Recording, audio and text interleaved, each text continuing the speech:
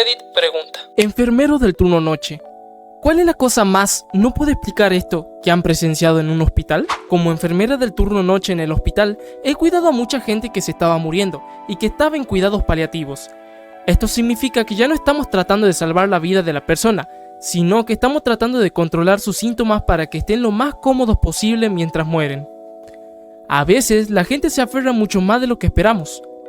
Uno pensaría, por sus signos vitales, patrón de respiración, color de piel, etc., que deberían irse bastante rápido, pero en cambio se aferran y no puedes entender cómo siguen vivos.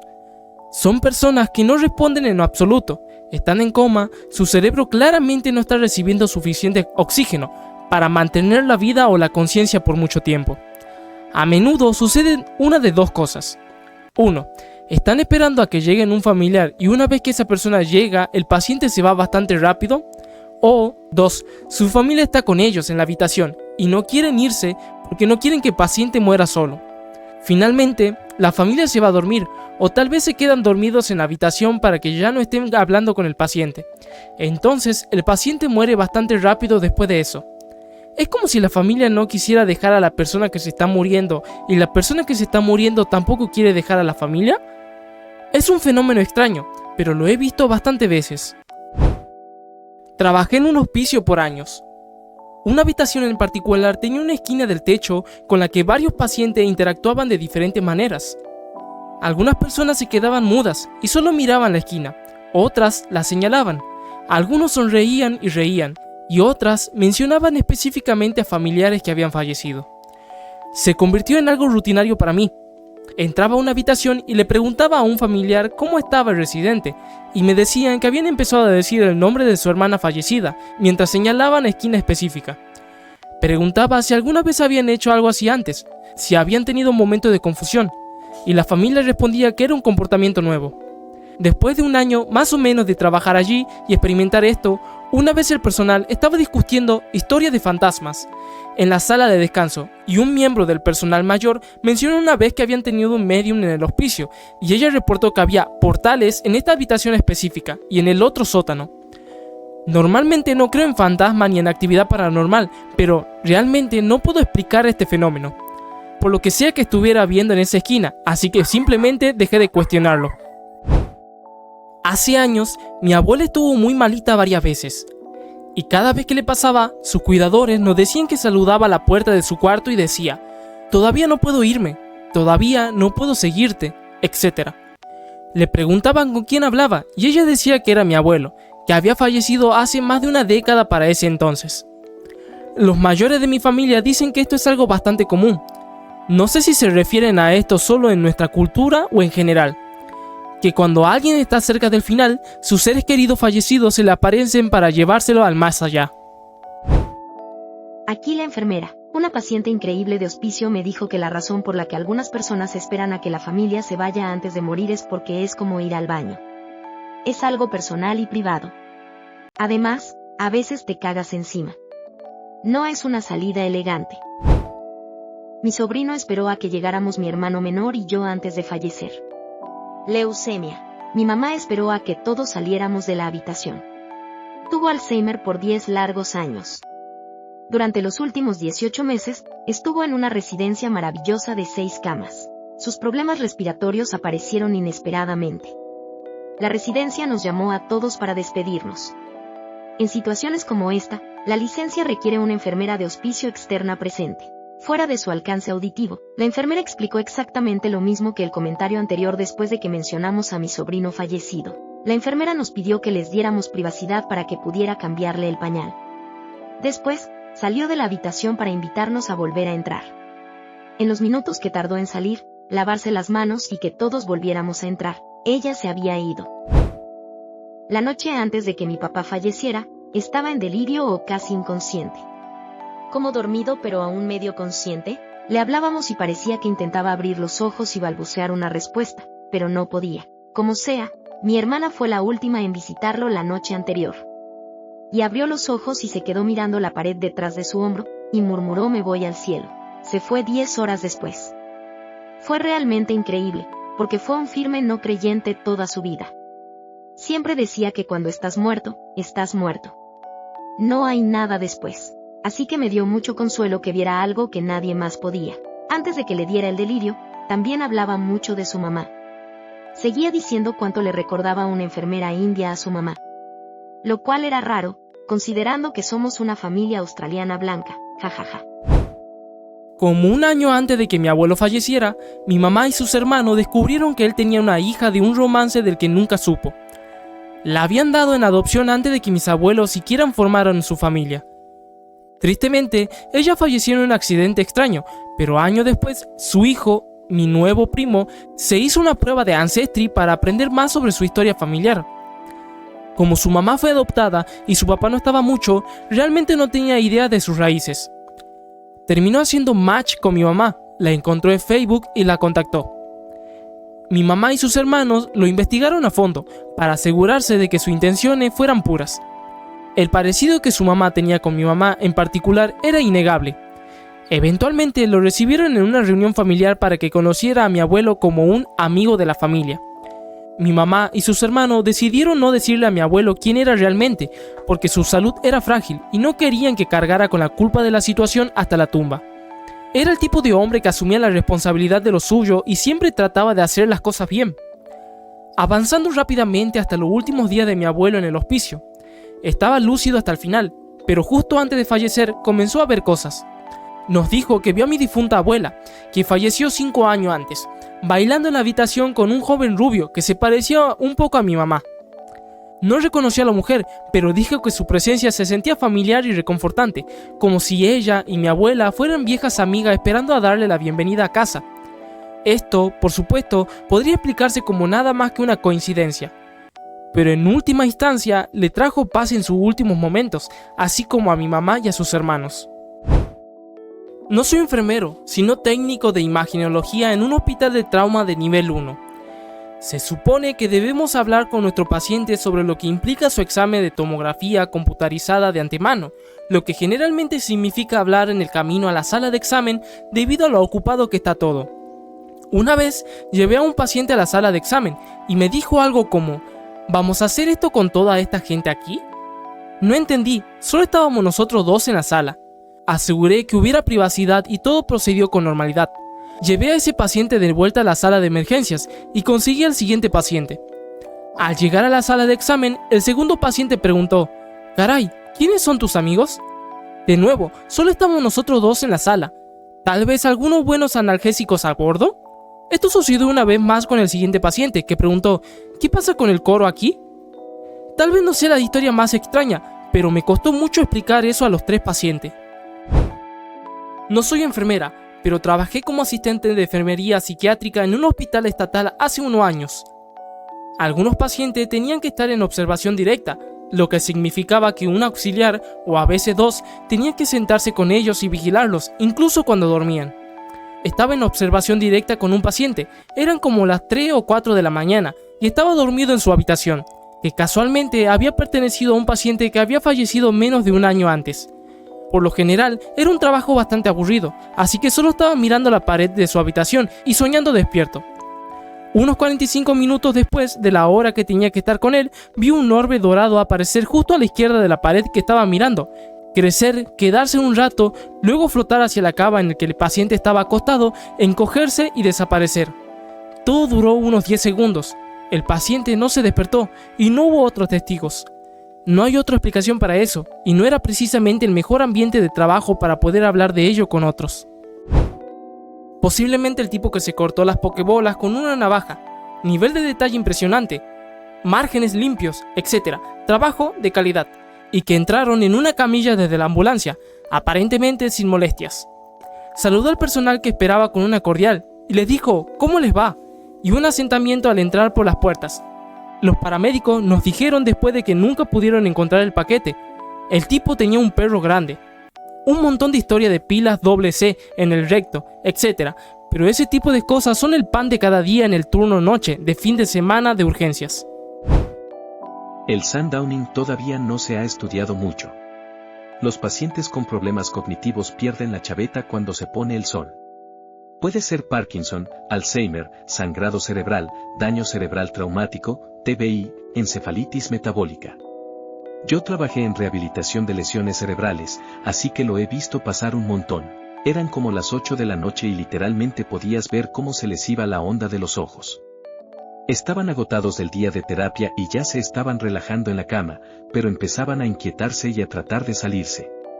En mi unidad, los pacientes necesitaban ayuda para salir de la cama. Les preguntabas qué necesitaban o a dónde iban, y no sabían o decían que tenían que ir a trabajar. Los reorientabas a la hora del día y que ya era hora de dormir, y los acomodabas. Media hora después, ya estaban intentando salirse de la cama otra vez. Intentabas hablar con ellos, pero no había nadie en casa. Era como si fueran un cascarón. Seguían intentando levantarse y andar por ahí. Al final, los llevabas a la estación de enfermería para poder vigilarlos y hacer tu trabajo. Medicar a los que sufrían de Sundowning siempre era una lotería. Te juro que la mayoría de los que estaban en mi piso tenían reacciones paradójicas a los sedantes. Trazodona y Seroquel eran los más comunes, porque no puedes darle Aldol a pacientes con daño cerebral. Tuve un hombre grande con una hemorragia subaracnoidea que podía caminar perfectamente, pero que entraba en psicosis total por la noche. Intentó entrar en las habitaciones de otros pacientes para echarlos porque pensaba que eran personas sin hogar viviendo en su tienda. Le dio un codazo al residente y casi le pone las manos encima al guardia de seguridad. El residente ordenó una dosis ridículamente pequeña de Ciprexa intramuscular y una cama con cierre. Se necesitaron como 8 personas para medicarlo y meterlo en la cama con cierre. Luchó contra la cama hasta las 6 de la mañana, cuando finalmente se durmió. Estaba perfectamente lúcido durante el día. Y empezó a perder la cabeza de nuevo cuando llegué para mi turno la noche siguiente. Tengo una rara. Tenía una paciente que estaba con alguien todo el tiempo. Durante las primeras 8 horas de mi turno de 10 horas, estaba divagando y garabateando. De repente, se quedó muy callada, se giró para mirarme a los ojos y dijo: me voy a morir. Le aseguré que estaba aquí si necesitaba algo, que estamos en el hospital si pasa algo, etc. No. Me voy a morir. Dijo esto varias veces antes, pero esta vez tenía un tono muy serio. Me miró fijamente durante unos 30 segundos y volvió a divagar y garabatear. Unos 30 minutos después, se desplomó. Me levanto de un salto para revisarla y solo encuentro un pulso débil. Jalo la alarma y grito por un código mientras bajo su cama y luego empiezo la RCP. Los doctores entran corriendo, así que aparto todo y despejo el pasillo para una posible salida rápida. No sé cuánto tiempo pasó antes de que la sacaran corriendo de la habitación. Limpié un poco la habitación y me aseguré de que todas sus pertenencias estuvieran listas para ser trasladadas cuando fuera necesario, luego ayudé en la unidad durante el resto de mi turno. Aquí es donde se pone raro. Estaba saliendo del hospital un poco después de la medianoche. Puede ser inquietante lo silenciosas y desiertas que están las áreas públicas a esa hora. Mientras caminaba por la oficina de terapia física cerrada, vi un movimiento por el rabillo del ojo que me hizo levantar la vista. En la esquina superior de una habitación, veo esta cara que me da la sonrisa más grande de me importa un carajo que he visto en mi vida y, juro por Dios, parecía la paciente a la que le hice RCP.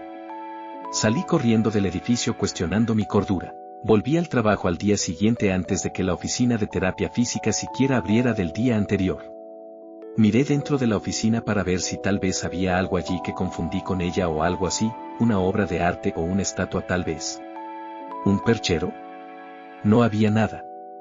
Era una pared y un techo en blanco. Todavía no puedo explicarlo. No sé con certeza si murió ese día, pero estoy seguro de que sí. Llevo casi 7 años trabajando en hospitales psiquiátricos. 5 años como auxiliar de enfermería, CNA, y 2 años como enfermera registrada, RN. Podría contar muchas historias de mi tiempo trabajando ahí. Una de esas cosas pasó hace unos días. Tenía un paciente muy psicótico que definitivamente estaba respondiendo a estímulos internos. El paciente sabe inglés, pero también sabe español. Estaba caminando por ahí y hablando solo en español. El paciente no tenía sentido en español, pero gritaba aleatoriamente, pelo. Me dio un poco de risa que el paciente estuviera gritando pelo así de la nada. Trabajé en un centro de vivienda para salud mental, que tenía una estructura como de asilo de ancianos. Un lobby / diagonal sala de estar grande y pasillos en ambos extremos con habitaciones. Estábamos sentados con mi compañera de trabajo y una de las clientas que hablaba sola en voz alta constantemente, estaba parada al borde del lobby. Nos volteamos para levantarnos e ir a llevarla de vuelta a la cama y desapareció. Su habitación está al final del pasillo. Revisamos para asegurarnos de que no se metiera en la habitación de nadie más. No. Estaba profundamente dormida en su cama. Imposible que llegara ahí en los 2 segundos que dejamos de mirarla. Otra, mi clienta favorita, que también era la que causaba más problemas. Me quería mucho, pero en cuanto empezó a llamarme Rachel, no es mi nombre, se acabó. Ella odia a Rachel. Se me acercó caminando con el pelo volando en el viento inexistente y con los ojos negros. Me dio escalofríos. Mi amigo no estaba ahí. Pasé el resto de esa noche en la oficina cerrada con llave. No soy enfermera, pero una amiga sí lo es, trabaja en urgencias. Una noche llegó una paciente muy preocupada porque se le había caído algo en la parte íntima. Al inspeccionarla, resultó ser un pilín de goma con púas. Al parecer, su cita no le avisó. Trabajé en salud conductual como auxiliar de enfermería, CNA, en mi primer trabajo en un hospital. La cantidad de cosas que veías y escuchabas superaba cualquier nivel de locura que veías en la tele. Estamos hablando de asesinato, suicidios, traumas infantiles, untar caca en las paredes y delirios psicóticos. Un montón de historias. Una vez estaba haciendo mis rondas, con 18 años y sola, justo cuando empecé. Fui a asomarme a una de las habitaciones para ver cómo estaba una paciente como a los 200. En ese momento, la paciente en esa habitación era una mujer de mediana edad, con piel pálida y pelo negro largo y grasiento que le cubría la cara y los ojos. Básicamente una versión en la vida real de la chica de la maldición. La tipa estaba sentada con las piernas cruzadas en su cama, completamente despierta, cantando alguna mierda que sonaba como latín al revés. Salí pitando de esa habitación y volé a la estación de enfermeras. Un tipo llegó en ambulancia por una hemorragia tremenda, pero tremenda. Resulta que se amputó el pilín. Al parecer, la familia lo encontró en el garaje con un cuchillo lleno de sangre ahí cerca. Él juraba y perjuraba que no se lo cortó él. Según él, estaba en una caminata por la naturaleza cuando se topó con un mapache enojado. El mapache le mordió el pilín y se lo tragó. Estaba tranquilazo y feliz todo el tiempo. Terminó dañándose por donde no le da el sol, así que tuvieron que quitar todo eso. Confesó que era un pedófilo y dijo que estaba contento de que se fuera. El pilín nunca se apareció.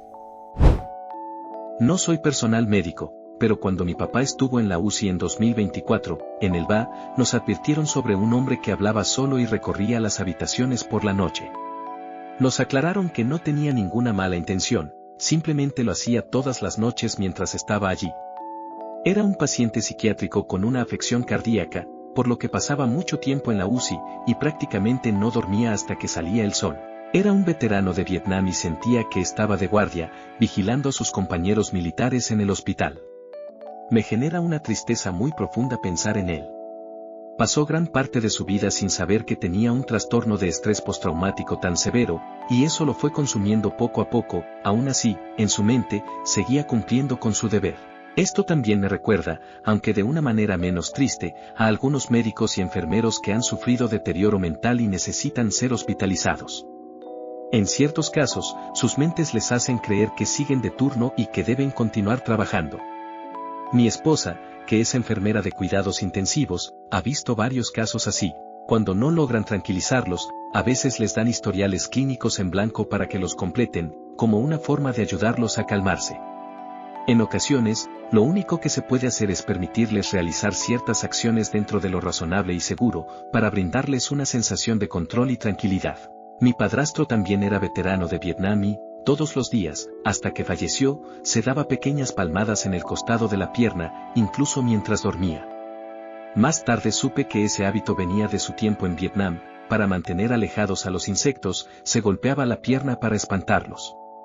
De alguna manera, aprendió a seguir durmiendo mientras hacía eso, como un mecanismo automático. Además, se ofreció como voluntario para 2 periodos adicionales en Vietnam porque quería salvar a un hombre que tenía hijos y una familia, para que no tuviera que ir. Un gesto que habla mucho de quién era. Semper Fi. Un par, en realidad. Nadie se cree lo de la luna llena hasta que trabajas en un hospital con un servicio de emergencias de 100 camas durante una de esas noches y 75 de ellas están ocupadas por pacientes psiquiátricos. Es algo que realmente te hace replantearte muchas cosas. También recuerdo la vez que un hombre, bastante ebrio, pensó que sería buena idea acercarse a acariciar a una mofeta que rondaba cerca de un basurero detrás de un bar. De alguna manera, a pesar de intentar mantenerlo aislado en la parte trasera, el olor terminó extendiéndose y saturando prácticamente todo el departamento de emergencias. Fue una situación tan absurda como difícil de manejar. Mi mamá era enfermera en la unidad de trauma y siempre decía que las lunas llenas parecían alterar mucho el comportamiento de las personas. Cuando estaba en la preparatoria, investigué un poco sobre esto para un trabajo, y una de las teorías sugiere que la mayor cantidad de luz durante la noche puede afectar el ritmo circadiano.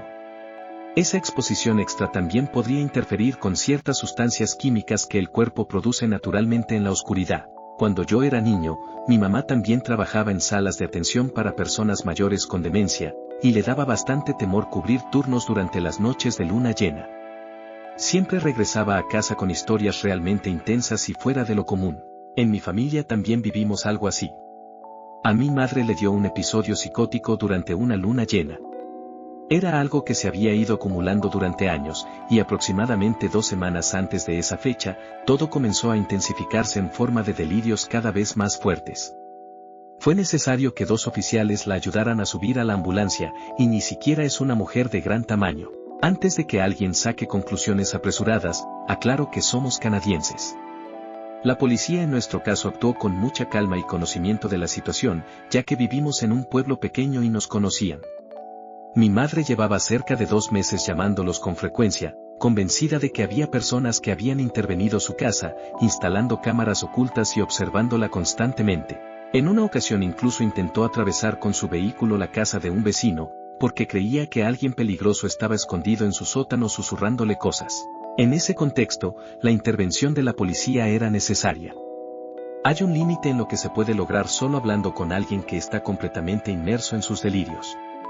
En ese momento, yo era prácticamente la única persona en quien ella confiaba, ya que todos los demás formaban parte de lo que ella percibía como una amenaza, y además, ella estaba al volante. No era una situación segura para nadie. Trabajé en un manicomio viejo. Los reportes de fantasmas nunca me molestaron mucho, solía explicarlo con que el personal estaba muy cansado. Lo que de verdad me dio cosa fue que se prendiera la compuerta a pesar de estar apagada desde el enchufe. Una historia de segunda mano. Mi esposa era enfermera de la unidad de cuidado cardíaco del Centro Médico de la Universidad de Arkansas en Little Rock. Época, finales de los 70.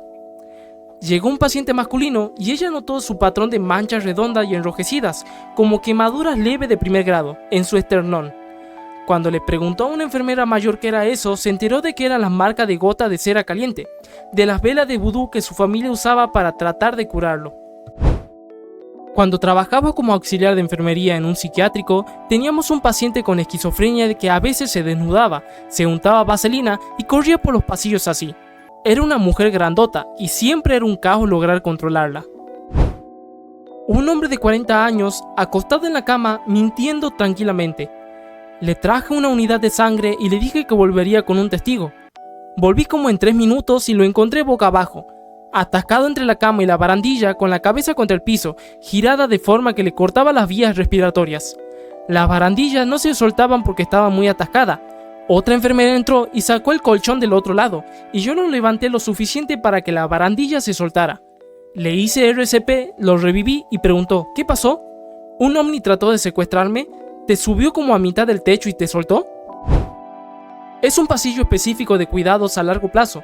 Hay varios reportes de una señora con un vestido negro que se queda mirando a la gente. Los que trabajan en la sección de memoria tienen pesadillas similares sobre quedar encerrados en un cuarto específico. Los pacientes con demencia, en general, tienen la tendencia de actuar como si estuvieran poseídos. Rompen Biblias a las 2 de la mañana, se quedan mirando justo detrás de ti y hablan con sus alucinaciones, etc.